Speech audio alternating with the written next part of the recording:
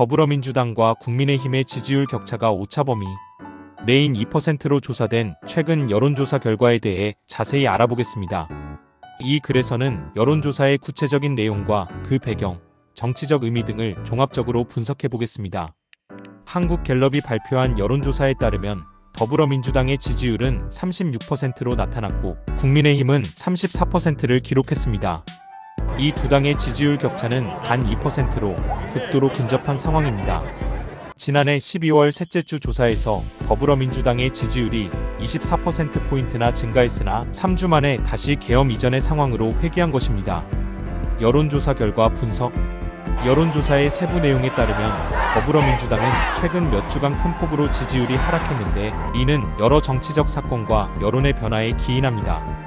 특히 윤석열 대통령의 탄핵소추안 가결 이후 여론에 미친 영향이 크게 작용한 것으로 보입니다. 서울 및 수도권 지지율. 서울 지역에서는 국민의힘이 오차범위 밖에서 더불어민주당을 앞섰습니다. 서울의 국민의힘 지지율은 40%에 달하고 민주당은 33%였습니다. 이는 두 당의 지지율 격차가 7%포인트에 이르며 수도권 전체의 정치적 성향에도 영향을 미치는 중요한 지표입니다. 여론조사 전문기관 한국갤럽의 조사입니다. 정당별 지지율 변동 요인. 정당의 지지율 변화는 여러 요인에 의해 영향을 받습니다. 정부의 정책, 사회적 이슈, 그리고 대중의 감정 등이 복합적으로 작용하는데 특히 최근의 정치적 불안정성이 더욱 두드러지면서 이러한 변동이 심화되고 있습니다. 더불어민주당의 경우 시기적으로 길었던 정권의 변화에 대한 피로감이 작용했을 가능성이 큽니다. 무당층 및 기타 정당 지지율. 현재 조사에 따르면 무당층의 비율은 19%에 달하며 이는 정치적 무관심 또는 실망을 나타내는 지표로 보입니다.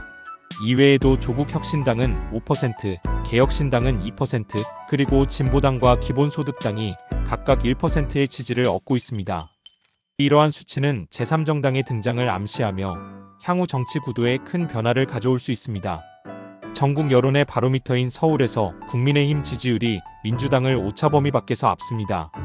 이곳에서 국민의힘 지지율이 40%였고 민주당은 33%를 기록했습니다. 두 당의 지지율 격차는 7%포인트였습니다. 정당 지지율을 연령대별로 분석해보면 민주당 지지율이 20대에서 50대까지에서 강세인 반면 국민의힘은 60대와 70대 이상에서 강세였습니다. 민주당 지지율이 가장 높은 연령대는 40대였습니다. 40대에서 민주당 지지율이 53%였고 국민의힘은 22%를 나타냈습니다. 반면 국민의힘 지지율이 가장 높은 연령대는 70대 이상이었습니다. 70대 이상에서 국민의힘 지지율이 56%였고 민주당은 24%를 기록했습니다. 이번 한국갤럽 여론조사는 지난 7일부터 9일까지 3일 동안 이동통신 3사 제공, 무선전화 가상번호에서 무작위 추출한 전국만 18세 이상 1,004명을 대상으로 전화조사원 인터뷰 CATI 방식으로 진행했고 표본 오차는 95% 신뢰 수준에서 3.1%포인트 응답률은 16.3%였습니다. 기타 자세한 조사 개요와 결과는 중앙선거여론조사심의위원회 홈페이지를 참조하면 됩니다.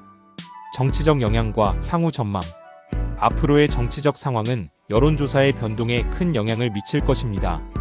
두 주요 정당의 지지율이 이렇게 근접해 있는 상황에서는 정책과 공약의 차별화가 더욱 중요해질 것으로 예상됩니다.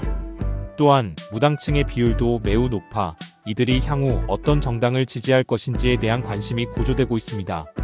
이러한 여론조사 결과와 변동을 바탕으로 우리는 앞으로의 정치적 변화와 각 정당의 대응 방안에 대해 주목해야 할 것입니다. 특히 여론의 향방은 국가 정책의 방향성에도 큰 영향을 미칠 것으로 보입니다.